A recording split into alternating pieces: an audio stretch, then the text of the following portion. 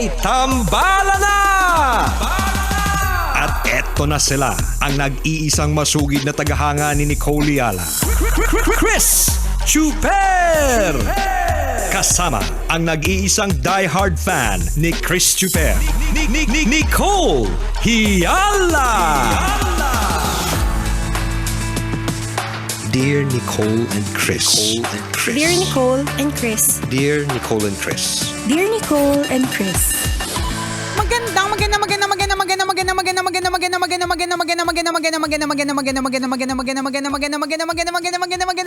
tanghali, mga tambalanista, mga kabisyo. Hi, partner! Yan ba yung suot mo kanina? Oo. Di ba naka-brat panty ka lang? Kanina umaga yun, ito naman. Huwag ka maingay! Baka sabihin nila. Biglang naging parang santu-santuhan yung outfitan mo ngayon. Kulang na lang bulaklak. Bakit? Kaya sampagita. Magkasama naman tayo kanina. Hindi kanina nga magkasama tayo. Suot mo lang panty bra. Huwag kang ganyan, partner. Alam mo naman yung mga kabisyo Biglang natin. banal-banalan yung eksena mo ngayon. Parang naging Our Lady of Love Radio again. Huwag ka, shh! Alam mo yung mga tambalanisa natin, paniwalain sila.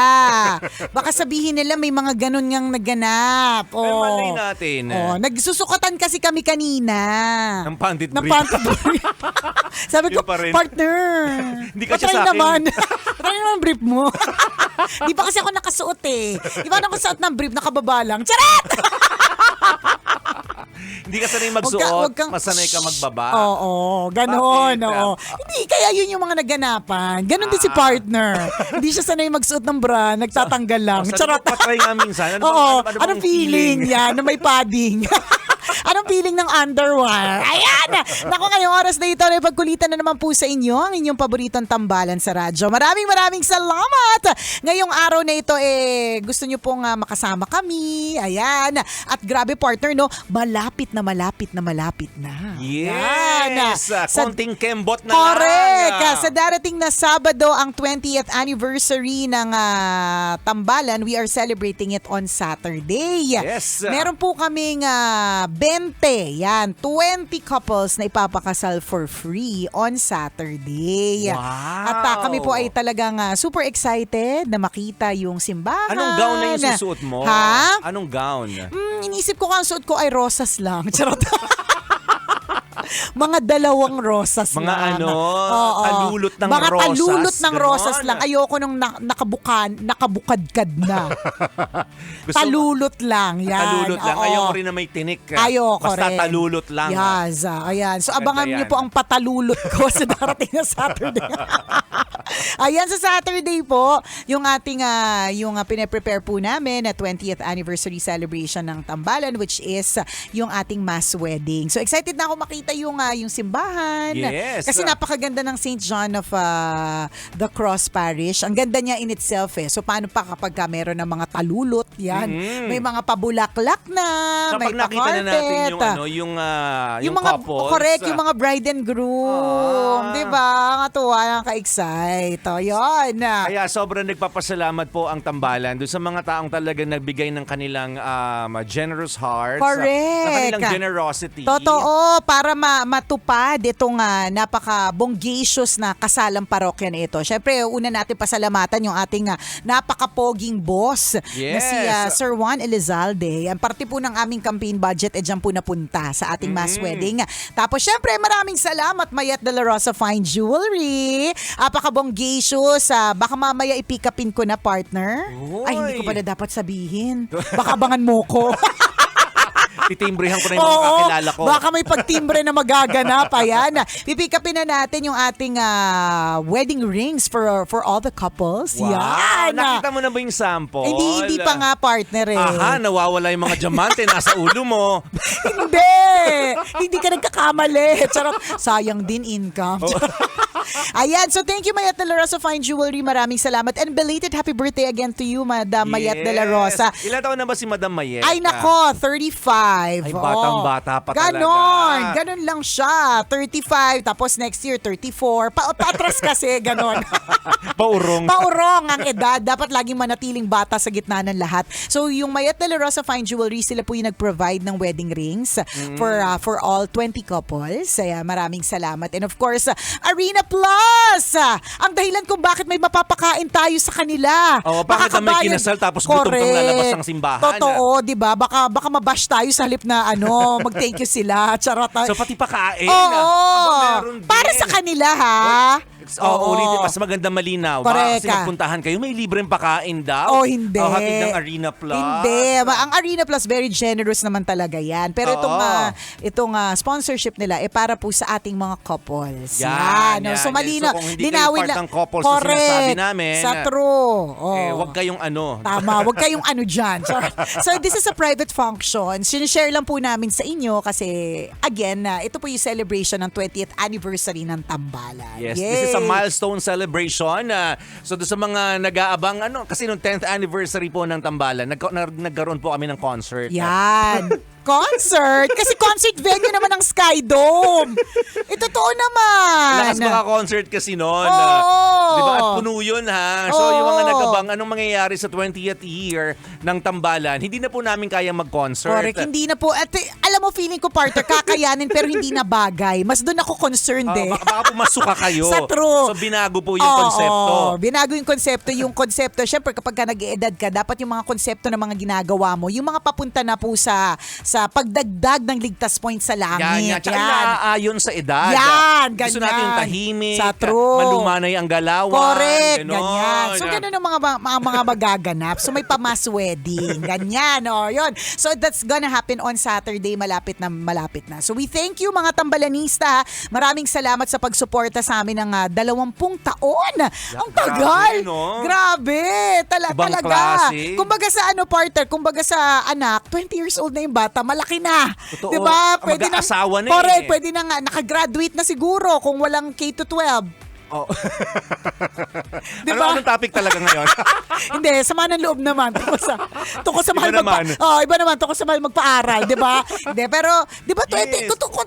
imagine mo kung may anak kang 20 years old. Balikan nyo pa paano nyo ginawa. Oo. Tapos ngayon 20 na siya. Correct. Magtatapos Diba? na graduate na. Sa true. Oh. Ganun na po katagal yung Tambalan. At ganun na rin kayo katagal na nakatutok sa atin. Kaya kahapon, nung meron tayong mga Tambalanisa na nami-meet natin na-meet natin sa BioFlu event natin sa PITX, di ba? Ang daming kong narinig, high school pa lang po ako. Elementary pa lang po ako, napapakinggan ko na kayo. Ganun. Ngayon nagtatrabaho na po ako at mag-aasawa na rin. Totoo. Ganun, no? Diba? Ganun na po. Inihintay ko na lang isang araw may lumapit sa amin. Alam niyo po, dati po makipot ako. Diba? Una ko kayo napakinggan, makipot pa po ako. Ngayon po, hindi na po ako makipot. Wala na po makipot sa parte ng katawang ko. Charet. Pero alam mo, mas na-excite ako. Kunyari sa isang event, for example, may kukuhit sa'yo. By the way, Nicole, ako yung ex mo. Ay, wala. Hindi pa naman nangyari. Hindi pa naman May nangyari. mga ganong kwento. May Natatandaan mo pa ba ako? May ganun ka ba na Wala may naman masyado. kumuhit? Hindi, lahat pinatahimik ko na. Nakaka-nervous yung pinatahimik. Parang may feeling ako pinasako mo. Pinasako Huwag kang mo. magsasalita. Mga ganon. Oh, ganun. So, pinatahimik ko na. Oo, Yung sa'yo, hindi mo ba natatahimik? Hindi. Kasi parang feeling ko wala na mag-a-attempt. Oo, na by the way, ito pala yung picture natin. Oo, feeling ko wala Oo. mag-a-attempt na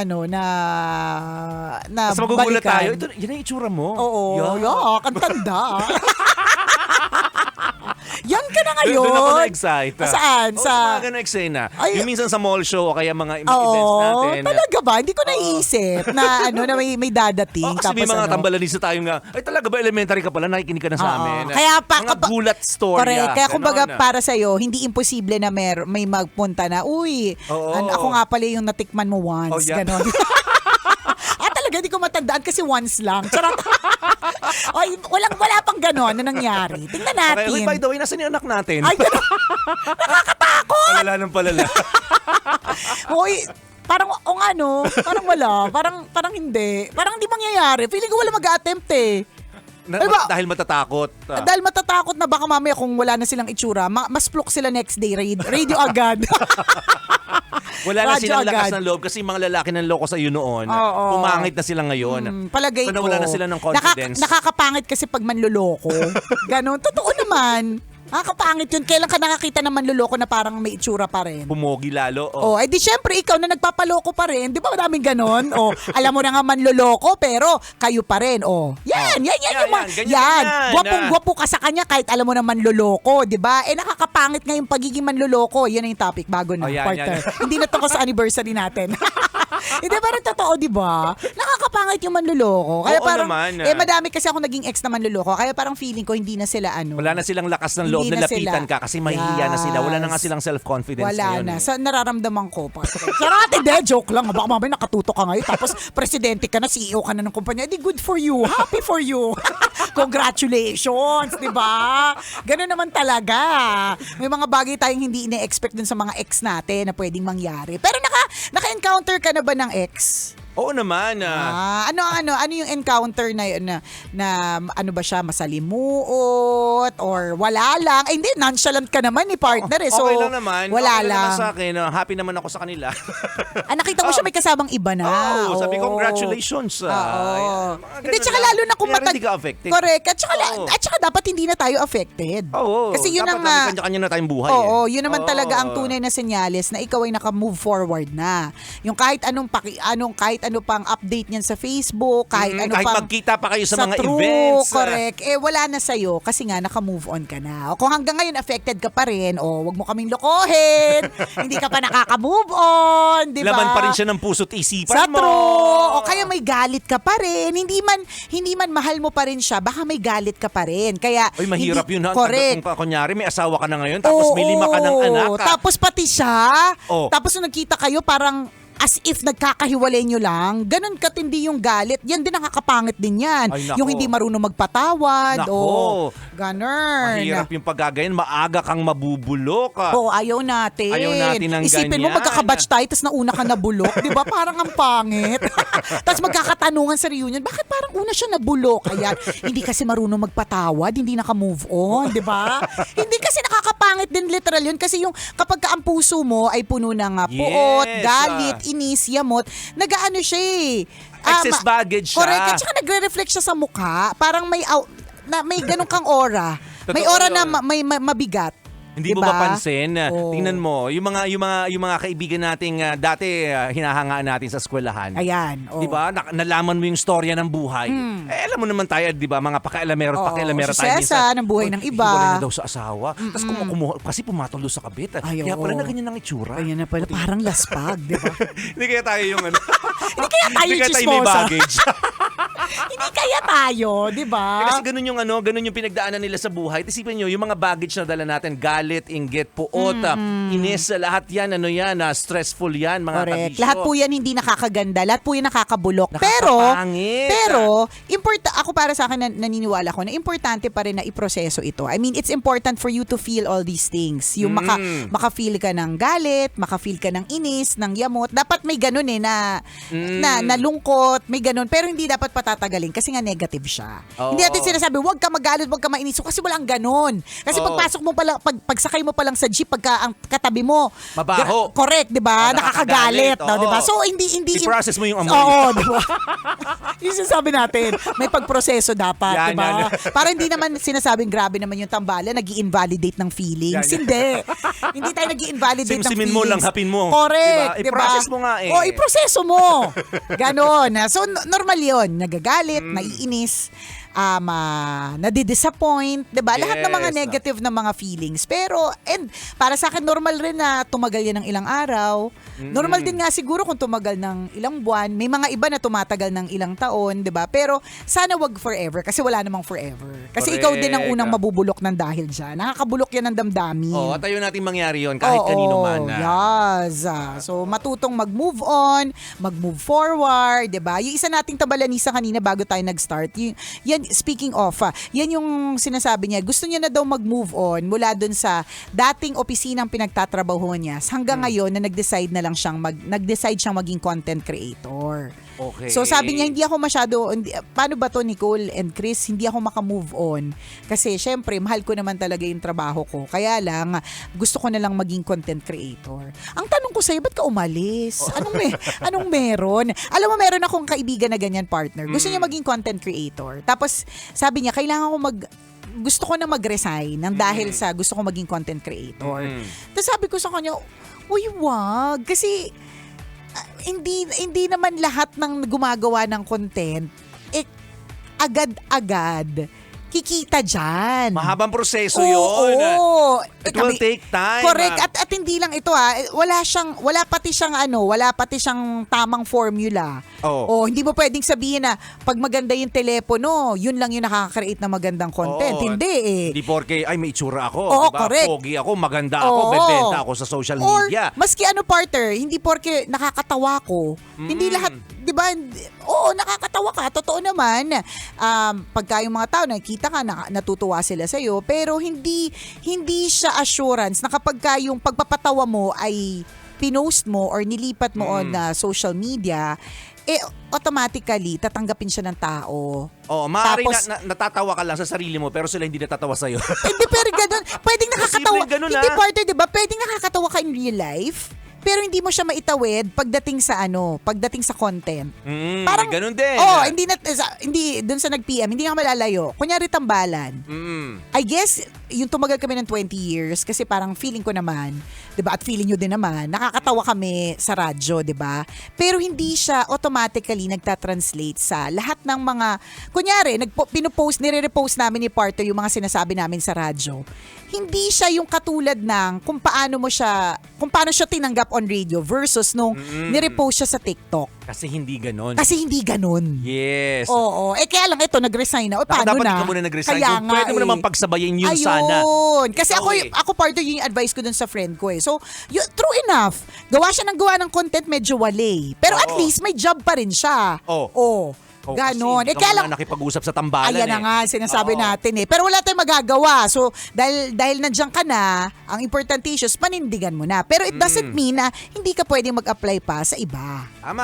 Kailangan pa bang i-memorize yan? Basic! Muli akong kumikinang ina mo na si Nicole Yala. At ako naman si Cambio King Chris Chuper. Na nagpapaalala, una magdasal ka para mabuhay ka, pangalawa magtutbrush ka para mabuhay ng iba. Yun!